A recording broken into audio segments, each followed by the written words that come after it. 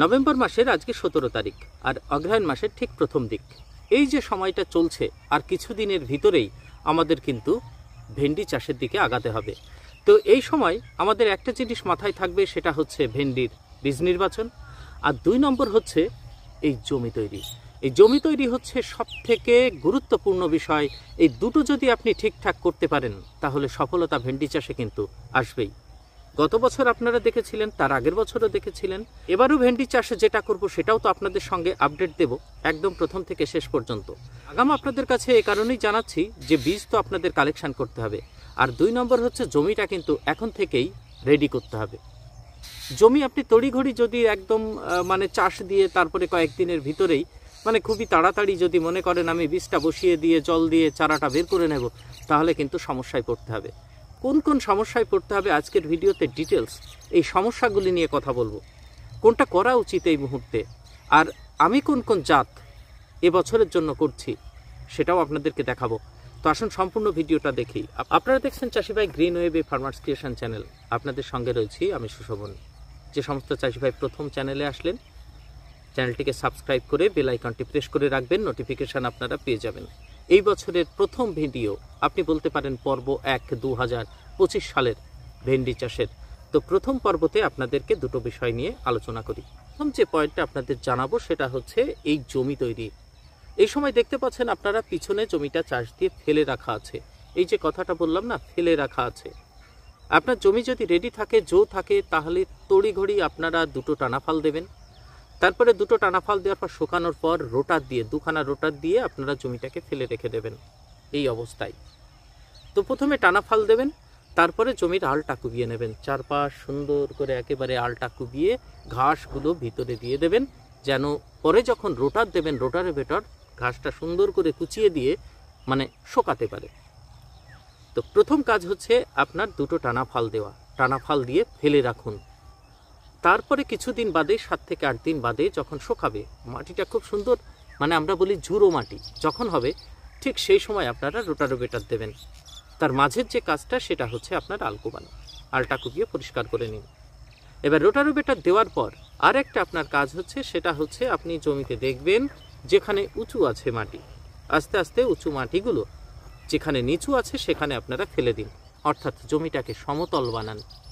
ভেন্ডি চাষি খেয়াল করে দেখবেন, আপনারা যারা চাষ করেছেন আগে, তো যারা চাষ করেননি তারা বিষয়টা জেনে রাখবেন, যেখানে নিচু আছে সেখানে আমরা যখন সেচ দেব জলটা তো বেঁধে থাকবে।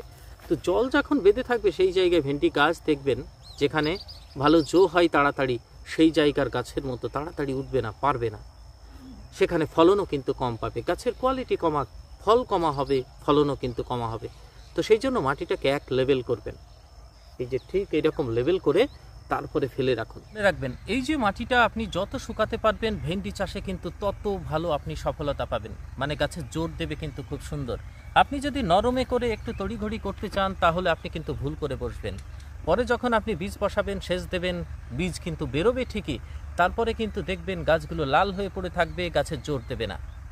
তারপরে আস্তে আস্তে গাছ যত বড় হবে দেখবেন শিকড়ে নিচে লালচে কালারের হয়ে ছত্রাক লেগে গাছগুলো মরতে থাকবে।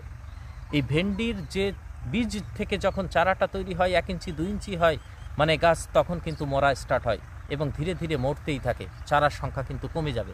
তো চারা যখন কমবে ফলনে কিন্তু তখন আপনার ব্যাঘাত ঘটবে। সেই জন্য ভালো করে চাষ দিয়ে রোটার দিন, রোটার দিয়ে মাটিটা এরকম গুঁড়ো করে একদম সুন্দর করে শুকিয়ে নিন। এর ভিতরে কিন্তু একটু যেন পোতা বা জলের অংশ যেন না থাকে, আপনি সেচ দেবেন সাথে সাথে গলে বীজের উপরে একটা লেয়ার তৈরি করে ফেলবে। ঠিক মাটিটা এমনই তৈরি করতে হবে। যত মাটি শুকাতে পারবেন যখন জল দেবেন, তারপরে যখন নিড়াতে যাবেন বা আপনি হাঁটবেন তখন বুঝতে পারবেন মাটিটা একদম ফুলে ওঠা মতো থাকবে। এই হচ্ছে ভেন্ডি চাষের মাটি তৈরির কিন্তু সারের সঙ্গে সঙ্গে এটা সবথেকে গুরুত্বপূর্ণ শর্ত হচ্ছে মাটিটাকে শুকানো। এবার কথা হচ্ছে আপনি কতদিন ফেলে রাখবেন, আপনি কবে বীজটা বপন করবেন। জমিটা তো ফেলা আছে, তাহলে কবে বপন করবেন, কতদিন আমাদের ফেলে রাখতে হবে। কারণ এখানে একটা কৌতূহল কাজ করে যে আমরা ভাবি হয়তো তাড়াতাড়ি আমরা যদি বীজটা বসিয়ে দিতে পারি আমার গাছ তাড়াতাড়ি হয়ে যাবে, তাহলে তাড়াতাড়ি আমি ফল পাবো, বাজারে দামটা বেশি পাবো। সেটা কিন্তু মোটেই ভেন্ডি চাষের ক্ষেত্রে হয় না। এটা এমন একটা ফসল যেখানে আপনি যদি এই সময় বসিয়ে দেন বীজটা, তাহলে বেরিয়ে যাবে, চারা সুন্দর হবে। তারপরে যখন গাছটা মোটামুটি ফুল আসার মতো কন্ডিশন আসবে, তখন দেখবেন একদম টানা মানে প্রখর ঠান্ডার ভিতরে পড়বে। প্রচণ্ড শীতের ভিতরে আপনার দেখবেন যে ফুলের কুড়িগুলো আসবে ফোটার আগেই ঝরে পড়ে যাচ্ছে, অথবা যদি ফোটেও যে সামান্য ছোট ছোট জালি দেখবেন সেটা কিন্তু ঝরে পড়ে যাবে। ঠান্ডাতে ভেন্ডি দাঁড়াবে না।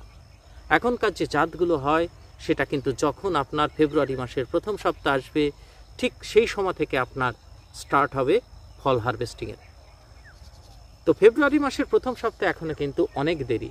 এই জন্য আপনাকে এমন একটা সময় নির্বাচন করতে হবে যেন আমার গাছের বয়স ফেব্রুয়ারি মাসের প্রথমে 1 তারিখে তখন আপনার 45 দিন বা 50 দিন হয়। কারণ এই যে ভ্যারাইটিগুলো এখানে আপনারা দেখতে পাচ্ছেন এইগুলো সব 45 দিনে গাছে ফুল আসবে। তারপরে সেই প্রথম ফুল থেকেই যদি আপনার জালি নিতে হয়, ভেন্ডি তুলতে হয়, তাহলে সেটা হিসাব করে লাগাতে হবে। মানে শীতের ভিতরে ধীরে ধীরে গাছগুলো বাড়তে থাকবে। তারপরে যেই আপনার একটু গরমের টাচ পড়বে, মানে দিনের বেলা গরম রাতের বেলায় ঠান্ডা, ঠিক সেই সময় আপনাকে সেচ দিয়ে সার দিয়ে গাছটা বড় করে নিতে হবে। ততদিন গাছের বয়স 50 দিন হয়ে যাবে। ফেব্রুয়ারি মাসের প্রথম সপ্তাহে প্রথম থেকেই আপনি ফুল জালি থেকে মানে ফুল থেকে ফলটা নিতে পারবেন। না হলে কি হবে, আপনার গাছ আগে থেকেই তো বুড়ো হয়ে যাবে। গাছের বয়স ধরুন এখন যদি বসান তাহলে ফেব্রুয়ারি মাস আসতে আসতে আপনার গাছের বয়স 60 দিন 65 দিন হয়ে যাবে। তো ফুল আসবে, ঝরবে, তখন আপনি কোনো ওষুধ দিয়ে কিন্তু এটা ঠেকাতে পারবেন না। সবথেকে বড় সমস্যা হয়। তো কৌতূহল নিয়ন্ত্রণে রাখবেন, সঠিক সময়েই আপনারা বীজটা বসাবেন। অকারণে গাছটা কেন আপনারা বুড়ো করবেন, প্রথম কন্ডিশন। তো বীজ বসানোর সময় আপনাদেরকে জানিয়ে দিলাম। মোটামুটি আজকে থেকে এখনও আপনি 10 দিন ওয়েট করুন। অগ্রহায়ণ মাস যখন আসবে, অগ্রহায়ণ মাসের ঠিক 15 তারিখের 10 থেকে 15 তারিখ এর ভিতরে বসাবেন, সেটা পারফেক্ট সময়। তারপরেও আপনাদের যাদের জমি রেডি হয়নি তারা তারপরেও কিন্তু বসাতে পারবেন। মোটামুটি অগ্রহায়ণ মাসের 25 তারিখ পর্যন্ত আপনারা বসিয়ে দেবেন, এইটা হচ্ছে টার্গেট থাকবে। এইবার আসি সার ব্যবস্থাপনার কথাই। জমি তো চাষের কথা যখন বলা হলো, তাহলে ভেন্ডি চাষের ভেন্ডি গাছগুলো সার কেমন চাই, মাটির বেশাল ডোজে আমাদের কি কি দিতে হয়। মানে অতিরিক্ত সার ভেন্ডিতে কিন্তু প্রথম দিকে লাগে না, পরেও লাগে না। একটা নিয়ম করে আপনার সুন্দর একটা সার ব্যবস্থা মাঝে মাঝে দিয়ে যেতে হয়, কারণ প্রত্যেক দিন ফল হারভেস্টিং হয়, প্রত্যেক দিন ফল তুলতে হয়। তাহলে সেই জন্য গাছটাকে নিরবিচ্ছিন্নভাবে যেন খাবার পায়, আমাদের নিয়ম করে খাবারটা দিতে হয়, গাছে খাবারের যেন গ্যাপ তৈরি না হয়। তো এই সময় আমাদের মাটিতে একটা সার দেবেন প্রথম, যেটা সেটা হচ্ছে বাড়ির সর্ষের খোল। 1 বিঘা জমিতে আপনি 20 কেজি থেকে 25 কেজি সর্ষের খোল ভালো করে গুঁড়ো করে ছিটিয়ে দিন জমিতে। তারপরে রোটারটা দেবেন। প্রথমে যে টানা ফাল দিয়েছিলেন দুটো, তারপরে সর্ষের খোল 20 থেকে 25 কেজি গুঁড়ো করে ছিটিয়ে রোটার দিয়ে দিন।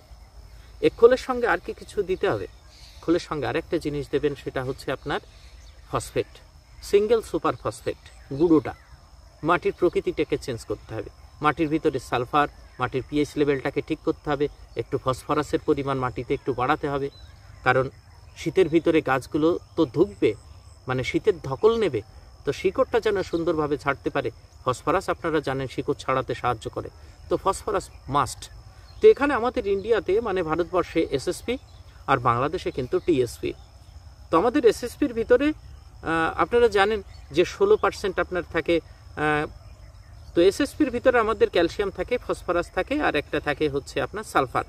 তো টিএসপির ভিতরে সালফার উপাদানটা নেই, কিন্তু মনে রাখবেন এসএসপির থেকে কিন্তু টিএসপির ভিতরে ফসফরাসের পরিমাণ অনেক 40-এর উপরে থাকে। সেখানে মাত্র 15 থেকে 16% থাকে ফসফরাস আমাদের এসএসপির ভিতরে। তো এসএসপি আপনারা কত দেবেন, 30 কিলো বা 40 কিলো 1 বিঘাতে আপনারা দিতে পারেন, 1 বস্তাও দিতে পারেন 33 শতকে। কিন্তু বাংলাদেশে আপনারা টিএসপি কতটুকু দেবেন, 30 কেজি। 30 কেজি টিএসপি, এর ভিতরে আপনাদের কি থাকছে, ক্যালসিয়াম থাকছে, আর একটা বিষয় থাকছে সেটা হচ্ছে ফসফরাস। এই দুটো উপাদান আপনারা পেয়ে যাবেন। তাহলে খোল গেল আর এসএসপি, এই দুটোই হচ্ছে আপনাদের চাষ দিয়ে ফেলে রাখবেন, ভালো করে শুকাবেন। আর এই মুহূর্তে কোনো প্রকারের এনপিকে যে সার, দানা সার, সেগুলো আমাদের দেওয়ার এখন প্রয়োজন নেই। আমরা যখন ভেন্ডির বীজটা বসাবো তার আগে সারটা দিয়ে আমরা যখন নালা টানবো, ছোট ছোট নালা টানতে হয় 1 ইঞ্চি 2 ইঞ্চি গভীর করে, তখন সারটা ছিটিয়ে বীজটা বসাবো এবং সেচ দেবো, সেই ভিডিও তখন দেখাবো। তো এখন শুধু এই খোল আর এসএসপি অথবা বাংলাদেশে টিএসপি আপনারা দিয়ে জমিটা চাষ দিয়ে এভাবে সুন্দর করে ফেলে রাখুন। এবার আসি 2025 সালের বীজ নির্বাচনের কথায়। আমি যে বীজটা করব সেটা হচ্ছে প্রথম আমার পছন্দের, সেটা সবাই আগেরবার করেছেন। সবথেকে ভালো রেজাল্ট যেটা আসে সেটা হচ্ছে সিনজেন্টার ওএইচ 517। দেখতে পাচ্ছেন সিনজেন্টার ওএইচ 517। এই 517 দাম এবছর মোটামুটি 3900 থেকে 4000 এর ভিতরে কিন্তু থাকছে। এক জায়গা ভেদে এক এক রকম হয়, 50 টাকা 100 টাকার ডিফারেন্স থাকতে পারে, কিন্তু বেসিক্যালি এর দাম হচ্ছে আপনার 3900 থেকে 4000-এর ভিতরে কেজি থাকবে। 1 বিঘা জমিতে আপনার 2 কেজি বীজ কালেকশানে রাখতে হবে। তো যারা চাষ করেছেন তারা জানেন এটা কত সুন্দর একটা জাত, সিনজেন্টা কোম্পানির জাত। তো সিনজেন্টার ওপরে একটা আলাদা বিশ্বাস থাকে, এই জন্য নো ডাউট এটা আপনারা করতে পারেন, আমিও এটা করব। আর এর সঙ্গে যেটা আরেকটা করব সেটা হচ্ছে হাইব্রিডের ভিতরে, মানে সেটা পরিমাণটা কম করব 5 কাঠা, সেটা হচ্ছে অ্যাডভান্টা কোম্পানির সুভদ্রা। কোম্পানি নতুন লঞ্চ করেছে বলে ওটা কম করব, ওটা 5 কাঠা মতো করব। এবার করে দেখব প্রথমে। হাইব্রিডের আরেকটা কলস সিডসের আপনারা শেরশাহ, এই যে জাতটা আছে এটা করতে পারেন। এই শেরশাহও কিন্তু গত বছর খুব সুন্দর রেজাল্ট দিয়েছে। তো হাইব্রিডের ভিতরে মোটামুটি পরীক্ষিত যেটা দুটো, সেটা হচ্ছে শেরশাহ, আর এক নম্বরে আছে ওএইচ 517। আর আমি এবার প্রথম করব অ্যাডভান্টার সুভদ্রা। এই 3টে জাত আপনাদেরকে জানালাম হাইব্রিডের ভিতরে। আর দেশি ভ্যারাইটির ভিতরে আপনারা যদি করতে চান, আমাদের এদিকে চাষি ভাইরা অনেক আগের বার চাষ করেছেন এবং রেজাল্ট ভালো আছে, সেটা হচ্ছে নন্দিনী আর একটা ভিএনআর সুধা। এই দুটোর বাইরে আপনারা যাবেন না। নন্দিনী বলতে ওঙ্কার সিডসের যেটা আছে নন্দিনী, এই দেখুন এটা দেশি সিড, এটা ঘন করে বিঘাতে আপনার 4 কেজি বীজ লাগবে। আর একটা হচ্ছে সুধা, সেটাও 4 থেকে 4.5 কেজি বীজ বসানো যায়।